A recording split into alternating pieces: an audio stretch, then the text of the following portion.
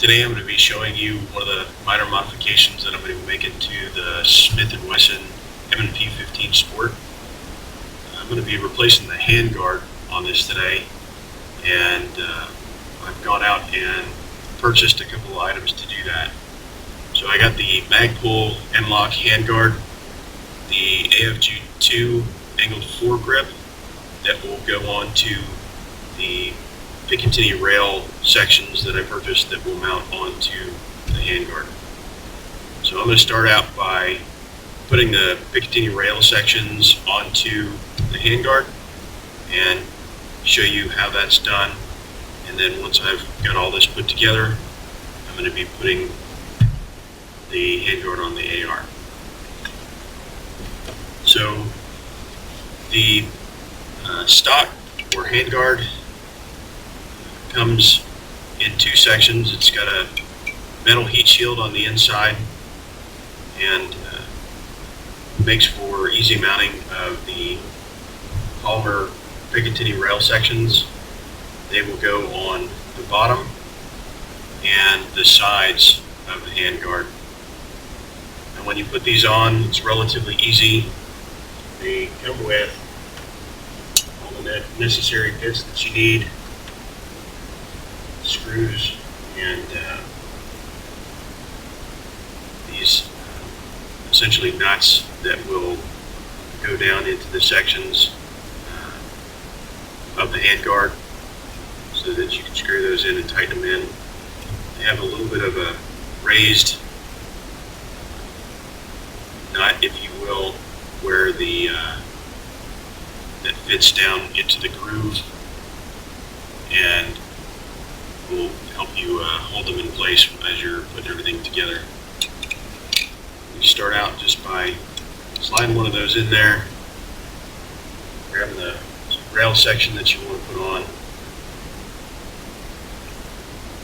and inserting the screw. Now the screws are all hex driven, and they take a 1/8 inch hex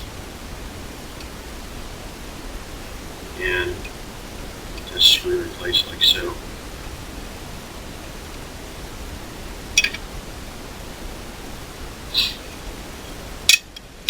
Now I'm going to be mounting a small section of Picatinny rail and a longer section of Picatinny rail on the bottom of the handguard so that I can add a couple of other items later on. One of them will be the AFG2 foregrip, and another item that I will be purchasing a little bit down the road. So these sections go on, again, pretty easily. Just get them nice and tight. Got them in place.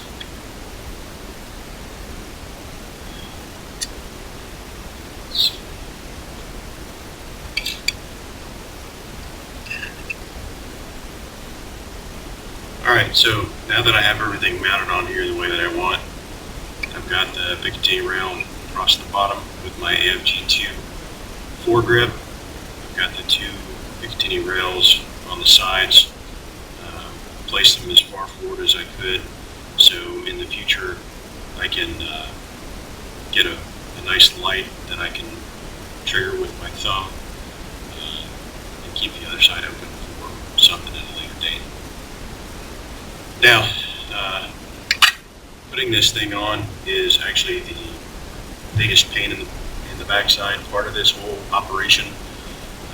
There's a heavy-duty spring retainer ring at the base of the handguard, and if you don't have a nice gun vise with all the appropriate tools, it can be a little bit of a pain to get this handguard off and put the new one on in its place. So I'm going to try and get this in the shot so that everyone can see it. what you have to do is you take good hold of the retainer ring. You have to pull it down to remove the existing handguard. Make sure when you do that, you've got your gas tube that goes across the top of the barrel here. You want to make sure you pay close attention. Don't damage it in any way. Then you put the top section of the new handguard in place.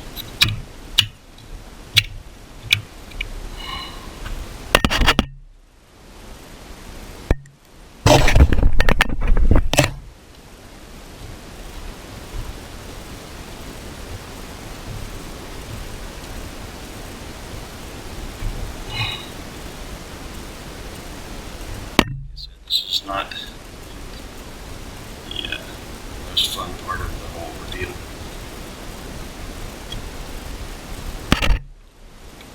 Frankly, didn't paint it. So, get the top section in place.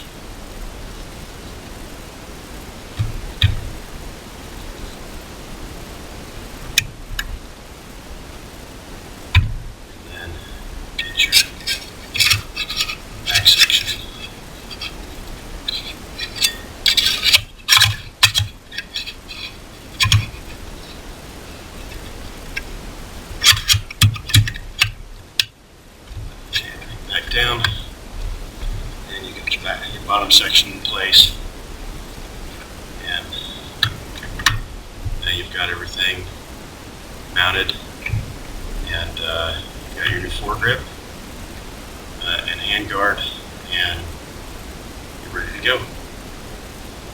So now the reason I had mounted a full section down here on the bottom portion of the handguard so that I could also add on the bipod that I purchased, which is the XTS tactical bipod. It's 6 to 9 inch, I think, 6 to 8 inch, and goes right onto the Bipod rail that I've mounted on the bottom portion. So I'm going to go ahead and get that added on while I'm at it. And it's a pretty easy placement. You don't have to slide it on. It just goes right on over the top and screws in place. And so now you've got a nice bipod on there as well. Now, the thing that I like about this bipod, number one, it's not very expensive. Number two is when you fold down the legs, you've got the standard length, but if you give the screws a twist, pull these out, and so you've got that extensible lift on there. And then when you want to collapse that, you loosen your screws again, and all you have to do is push on the release buttons, tighten your screws, pull them back down, and you're ready to go. So there you go. Now ready to go out in the field. One thing that I would suggest adding that I'm going to be adding to this is some nice optics. So you want to make sure that any optics that you do get for this are built to handle the shock of an AR-15 firing. So that's going to be the next thing that I'm going to be mounting on this rifle.